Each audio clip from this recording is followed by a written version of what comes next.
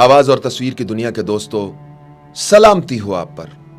आज आप सब दोस्तों से एक कहानी शेयर करने जा रहा हूं। अगर ये आपके दिल पर दस्तक दे तो इससे हासिल होने वाले नतीजे पर गौर व फिक्र जरूर कीजिएगा।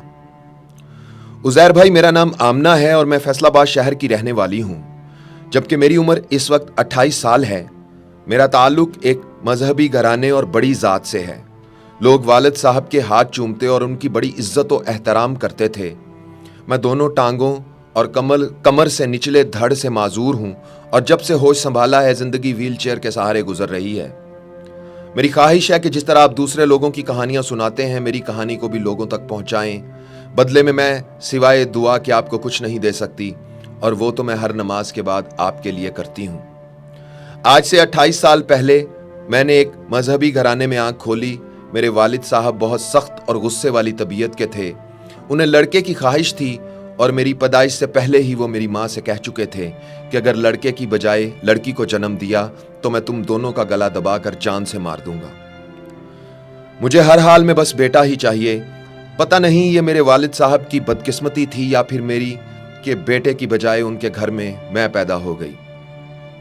बेटी पैदा करने के जुर्म में मेरे वालिद ने वालदा के साथ बहुत झगड़ा किया और हम दोनों को घर से निकाल दिया।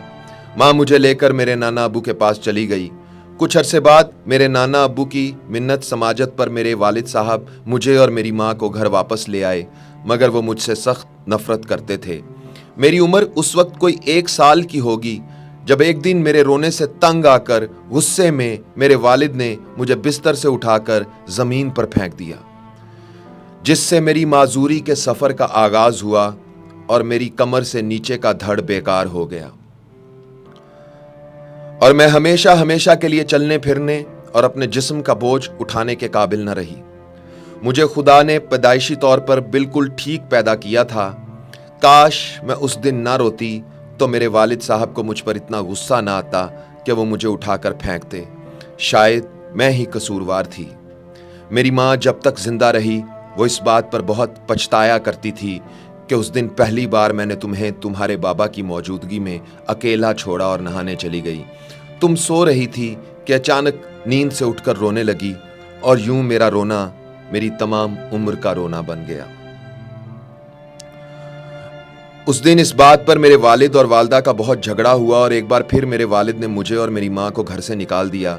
हम फिर से नाना अब्बू के पास आ गए। नाना ही मुझे डॉक्टर के पास लेकर गए और फिर इसी तरह डॉक्टरों और अस्पतालों के चक्कर लगाते लगाते मैं बड़ी हो गई। मेरे वालिद मेरी वालदा को कुछ अरसे बाद इस शर्त पर वापस अपने साथ ले गए कि मैं नाना अब्बू के पास ही रहूंगी, और मेरे नाना ने माँ को ज़बरदस्ती मेरे बगैर ही वालिद साहब के साथ भेज दिया। मेरी उम्र उस वक्त 14 साल थी जब मेरे वालिद की वफ़ात हुई। उस वक्त तक मेरे 2 भाई भी इस दुनिया में आ चुके थे। नाना अब्बू के बाद मैंने अपने मामू और ममानी के साथ रहती थी। जब मेरे वालिद साहब फौत हुए तो माँ मुझे वापस मेरे उसी घर ले आई जहाँ से मुझे निकाला गया था। 2 साल पहले मेरी वालदा भी इंतकाल कर गईं। मेरे पास एक माँ का सहारा था, सो अब वो भी न रहा। मुझे पढ़ने लिखने और अच्छी तालीम हासिल करने का बहुत शौक़ था, मगर अफसोस ऐसा मुमकिन ना हो सका। मैंने अपनी मदद आपके तहत थोड़ा बहुत उर्दू पढ़ना और लिखना सीखा है। माँ के मरने के बाद अब मैं मुकम्मल तौर पर अपने दोनों भाइयों के रहमो करम पर हूँ। दोनों बिल्कुल वालिद साहब की तरह बहुत गुस्से वाले हैं। या तो दोनों आपस में लड़ते रहते हैं या फिर मुझे अजीब व गरीब अलकाबात से नवाजते रहते हैं। मुझे कभी भी मेरे नाम से नहीं बल्कि हमेशा मनहूस कहकर पुकारते हैं। ये लफ्ज़ इतनी बार सुना है कि इस लफ्ज़ की गूंज में अक्सर अपना असली नाम भूल जाती हूँ। उज़ैर भाई, मैं सुबह और शाम के वक्त अपने मोहल्ले के बच्चों को कुरान पाक पढ़ाती हूँ, और या फिर किसी के घर में ख़त्म शरीफ या मिलाद की महफिल हो तो मुझे पढ़ाई के लिए ले जाते हैं। कुछ अरसे पहले हमारे पड़ोस में अमेरिका से एक फैमिली आई जिनके वालिद की वफ़ात पर मैंने पढ़ाई की, जिस पर खुश होकर उन्होंने मुझे एक मोबाइल फ़ोन का तोहफ़ा दिया। मैंने बाजी से कहा ये तो मुझे चलाना ही नहीं आता, तो उनकी बेटी ने मुझे मोबाइल इस्तेमाल करना सिखा दिया। मेरे भाइयों को मेरा मोबाइल इस्तेमाल करना बिल्कुल पसंद नहीं। वो कहते हैं बदकिरदार औरतें मोबाइल रखती हैं। मैं उनकी मौजूदगी में अपना फ़ोन छुपा कर रखती हूँ, मगर रात को यूट्यूब पर आपके वीडियोस देखती हूँ। इसके अलावा मुख्तलिफ खाने पकाने के तरीके और अंग्रेज़ी बोल चाल भी सीखती हूँ। मुझे लगता है जिसने भी यूट्यूब बनाया है शायद میرے جیسوں کے لیے ہی بنایا ہے جو کہیں آ جا نہیں سکتے مگر یوٹیوب سے بہت کچھ سیکھ سکتے ہیں۔ عزیر بھائی، میری عمر کی لڑکیوں کی شادی ہو جاتی ہے مگر میری شکل، صورت اور جسمانی حالت اس قابل نہیں کہ میری شادی ہو سکے۔ شاید میں واقعی بہت منحوس ہوں۔ لگتا ہے میری زندگی جیسے ایک کمرے اور ویل چیئر سے شروع ہو کر ایک دن اسی طرح ویل چیئر پر ہی ختم ہو جائے گی، اور میں خدا سے دعا کرتی ہوں وہ دن جلدی آئے اور میرے اس شدید امتحان اور آزمائش کے سفر کا جلد اختتام ہو جائے۔ فقط ایک منحوس لڑکی۔ میری پیاری بہن، تم منحوس نہیں ہو۔